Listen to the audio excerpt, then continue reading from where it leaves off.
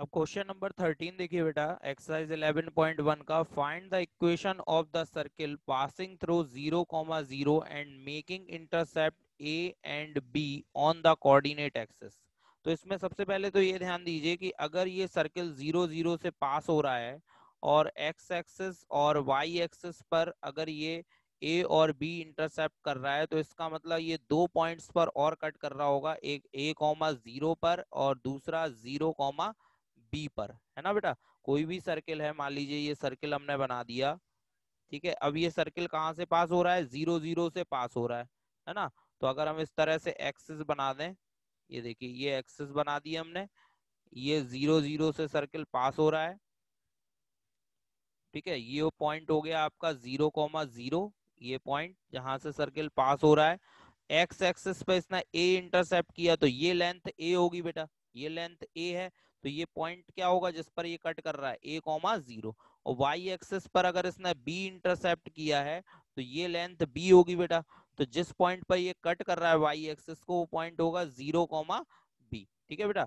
तो इसका मतलब कि जो सर्किल है वो आपका इन 3 पॉइंट से पास हो रहा है, 0,0, a0 और 0b से पास हो रहा है, ठीक है।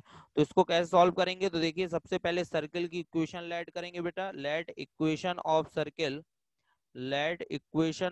Circle B. तो जनरल इक्वेशन लेट करेंगे, X square plus Y square plus 2gx plus 2fy plus C is equal to 0। अब हमारे पास 3 पॉइंट गिवन है। सबसे फर्स्ट पॉइंट है 0,0, तो 0,0 इस सर्किल पर लाई कर रहा है बेटा। तो since 0,0 lies on circle first, ठीक है, इस इक्वेशन को फर्स्ट लेट कर लेना है। तो इस इक्वेशन पर लाई कर रहा है, तो देन हम x और y की जगह 0,0 पुट करेंगे सर्किल की इक्वेशन में। x की जगह 0 रखा, y की जगह 0, यहाँ पर भी x की जगह 0 रखते हैं, y की जगह 0 और plus c is equal to 0। तो वैल्यू क्या आ गई बेटा? c की वैल्यू आ गई 0। क्लियर। अब अदर पॉइंट क्या है बेटा? a,0। तो now since a,0 lies on circle, ठीक है, ये पॉइंट भी सर्किल पर लाई कर रहा है बेटा, ठीक है ना, सर्किल पर। तो देन x की जगह a रखो बेटा और y की जगह 0। x की जगह a पुट करेंगे, a स्क्वायर, y की जगह 0 रखा, प्लस 2g, x की value a plus f, y की value 0 plus c is equal to 0। तो कितना आ रहा है बेटा? a स्क्वायर प्लस 2ga, और c की वैल्यू यहाँ पर 0 पुट कर देंगे, वही c की वैल्यू 0 हमने फाइंड कर ली है। तो ये कितना आ रहा है बेटा? 2ga is equal to minus a square. अब देखो ए स्क्वायर से ए कैंसिल हो रहा है बेटा, तो जी की वैल्यू कितनी आ गई बेटा? -a/2। तो ये जी की वैल्यू आ गई। ऐसे ही आप एफ की वैल्यू और निकाल लोगे, क्योंकि आपके पास एक पॉइंट और है 0,b, तो इससे एफ की वैल्यू आ जाएगी। तो since 0,b lies on circle, first, ठीक है, ये भी फर्स्ट सर्किल पर लाई कर रहा है बेटा। तो देन यहाँ पर x की जगह 0 पुट करेंगे और y की जगह b, ठीक है ना। तो x की जगह 0 और y की जगह b रखेंगे, तो 2fb, और c की वैल्यू 0 रखना है बेटा, क्योंकि c की वैल्यू हमने 0 फाइंड कर ली है। तो b square plus 2fb is equal to 0 हो जाएगा। तो 2fb इज इक्वल टू कितना होगा? -b स्क्वायर, स्क्वायर से b कैंसिल कर दो, तो f की वैल्यू आ रही है बेटा -b/2, ठीक है। तो ये जी, एफ और सी की जो वैल्यू आ रही है, ये हमें इक्वेशन फर्स्ट में रखना है, तो हमें सर्किल की इक्वेशन मिल जाएगी, ठीक है ना। तो सर्किल की इक्वेशन आएगी X square plus Y square. ये देखो यहाँ पे जी की वैल्यू -a/2 रखोगे, तो 2 से 2 कैंसिल, -ax। एफ की वैल्यू -b/2 रखोगे, 2 से 2 कैंसिल, -by। और सी की वैल्यू 0 रखी, इज इक्वल टू 0। ये आ गया बेटा आंसर। दिस इज, ये सर्किल की इक्वेशन हो गई बेटा। क्लियर। चलिए नेक्स्ट क्वेश्चन नंबर 14 देखो। Find the equation of circle with centre 2,2 and passes through the point 4,5। तो बिल्कुल सिंपल क्वेश्चन है बेटा।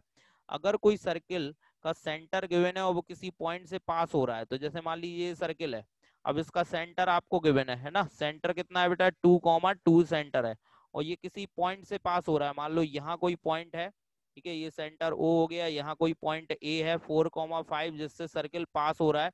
तो देन अगर हम ओ को ए से ज्वाइन कर दें, तो ओ से ए तक की जो डिस्टेंस है वो क्या होगी बेटा? रेडियस, है ना। ओ से ए तक की डिस्टेंस जिस पॉइंट से सर्किल पास हो रहा है उस पॉइंट से सेंटर तक की डिस्टेंस क्या होगी बेटा, रेडियस। तो रेडियस निकाल लो यहाँ से।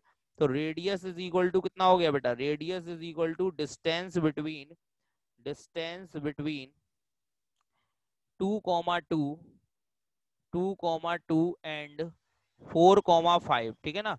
तो इन दोनों पॉइंट्स की जो डिस्टेंस होगी, ये x1 y1 हो गया, ये x2 y2, तो इन दोनों पॉइंट्स की डिस्टेंस हम निकालेंगे, वही रेडियस होगी। तो बेटा फॉर्मूला क्या होता है, distance between 2 point, x1 minus x2 का whole square plus y1 minus y2 का होल स्क्वायर, ये फॉर्मूला होता है बेटा।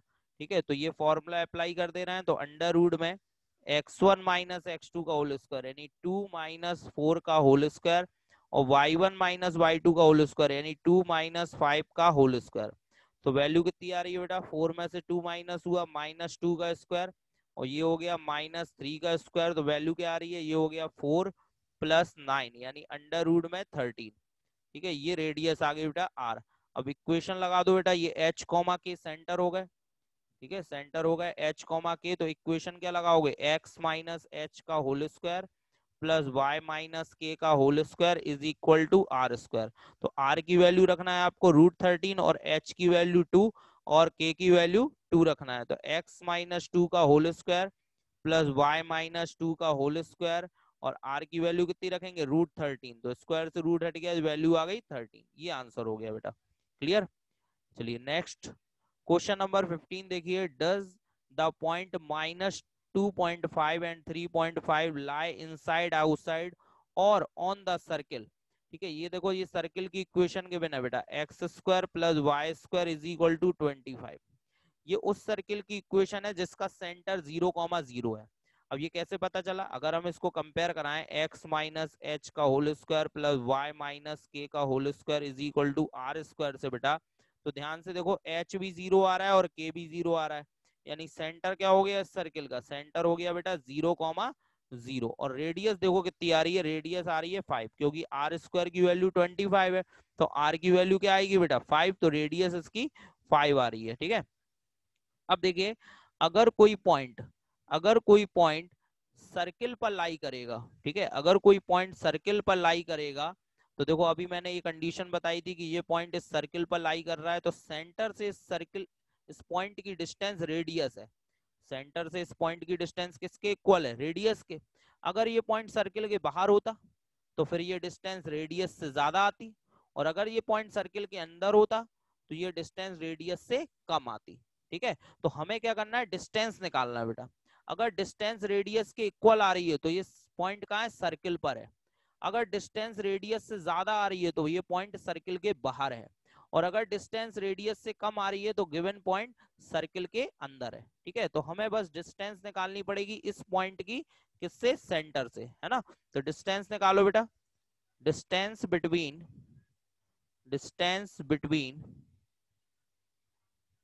-2.5, 3.5 एंड 0,0। ठीक है, इन दोनों पॉइंट की डिस्टेंस निकालो, ये हो गया बेटा x1 y1, और ये पॉइंट हो गया बेटा x2 y2। तो फॉर्मूला क्या होता है बेटा, डिस्टेंस बिटवीन 2 पॉइंट्स का, तो √x1 माइनस x2 का होल स्क्वायर और प्लस में y1 माइनस y2 का होल स्क्वायर। ठीक है बेटा, तो कितना आ रहा है देखो, -2.5 का स्क्वायर, -2.5 का स्क्वायर प्लस 3.5 का होल स्क्वायर। तो 2.5 का स्क्वायर कितना होगा बेटा, 2.5 का होल स्क्वायर करो 6.25 हो जाएगा बेटा, और 3.5 का स्क्वायर, ठीक है, 3.5 का स्क्वायर करेंगे तो ये 12.25 आएगा बेटा। इन दोनों को आप ऐड कर दो, इन दोनों को ऐड कर दो तो कितना आ रहा है, ये हो जाएगा आपका 18.5। ठीक है बेटा, 18.5। तो ये अंडर रूट में 18.5 जो वैल्यू आ रही है यहाँ पर, तो आप इसको ध्यान से देखो बेटा, ये जो वैल्यू आ रही है अंडर रूट में 18.5। ठीक है, अब इस वैल्यू में आप देखिए कि ये वैल्यू क्या 5 से बड़ी है या छोटी है। तो ये वैल्यू तो बेटा 5 से छोटी है, क्यों, क्योंकि 5 को अगर अंडर रूट में लिखते तो 25 होता, और जबकि यहाँ रूट में कितना लिखा है, 18.5 लिखा हुआ है। तो यानी ये वैल्यू 5 से क्या हुई बेटा, छोटी हुई ना, यानी रेडियस से क्या हुई, छोटी। तो यानी ये वैल्यू लेस देन है रेडियस से, और लेस देन के केस में मैंने क्या बताया था कि ये पॉइंट कहाँ होगा बेटा, इनसाइड द सर्किल, है ना, this point is inside the circle. अगर ये वैल्यू बड़ी आती तो ये आउटसाइड होता, और अगर ये वैल्यू 5 के इक्वल आ जाती है, √25 आ जाती, तब ये सर्किल पर होता बेटा पॉइंट। क्लियर है बेटा?